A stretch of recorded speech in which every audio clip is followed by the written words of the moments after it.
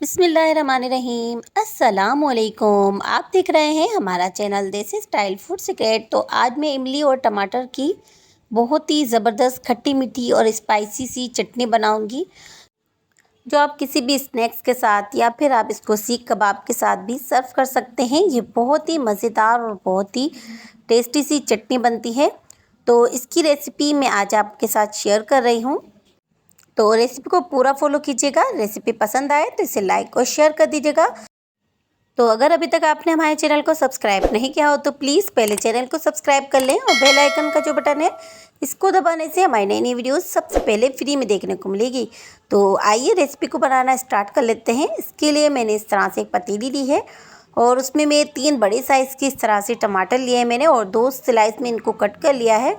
तो वो मैं पतीली में डाल दूँगी। तो 3 बड़े साइज़ के मैंने टमाटर लिए हैं, तो इनके सिर्फ 2 पीस ही किए हैं मैंने। और इनको फ्राई पैन में डालने के बाद इसमें इमली का पल्प डाल दूँगी।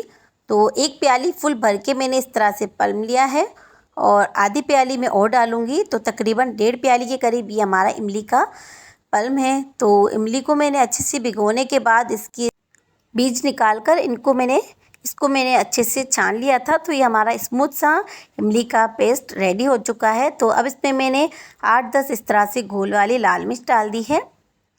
तो आप जितनी स्पाइसी पसंद करते हो उसके हिसाब से इसमें डाल सकते हैं। और एक टेबल स्पून भर के मैंने इसमें ज़ीरा डाल दिया है।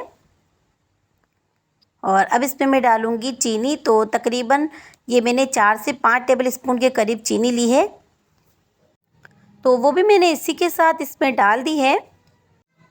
और अब इसमें मैं नमक डालूँगी। तो नमक आप अपने टेस्ट के मुताबिक डाल सकते हैं। मैंने इसमें हाफ़ टेबल स्पून के करीब नमक डाल दिया है। और अब इन सारी चीज़ों को इसमें अच्छे से मिक्स कर लेंगे। और अब इसको मैं तकरीबन 5 मिनट तक ढककर पका लूँगी, ताकि हमारे जो टमाटर हैं इनके छिलके सॉफ्ट हो जाएं और ये इजीली उतर जाएं। तो इसलिए इसको 5 मिनट के लिए मैं ढककर रख दूँगी। तो देखिए 5 मिनट के लिए मैंने इसको ढककर रख दिया था। तो टमाटर के छिलके देखिए हमारे कितने सॉफ्ट हो चुके हैं। तो अब इसको मैं इसमें से निकाल लूँगी। तो ये बहुत इजीली निकल जाते हैं, इसलिए मैंने इनको बारीक बारीक कट नहीं किया है। तो ये देखिए इसको मैं इस तरह से निकाल लूँगी। तो बस इसी तरह मैं टमाटर के सारे छिलके निकाल लूँगी, ताकि हमारी चटनी में टमाटर की इस तरह से छिलके ना आए। तो ये देखिए इस तरह से कितनी आसानी से हमारे इसके छिलके निकल गए हैं। तो बस इसको तकरीबन 5 मिनट तक मैं इसी तरह पका लूँगी और फिर इसको चूल्हे को बंद कर इसको ठंडा कर लेंगे। तो देखिए मैंने इसको अच्छे से ठंडा कर लिया है। तो मैंने एक ग्राइंडिंग जार ले लिया है और अब इसमें मैं डाल दूँगी ये सारी चटनी। और अब इसमें मैं डालूँगी इस तरह से 5-6 कलियाँ मैंने लहसुन की ली हैं, वो डाल दूँगी।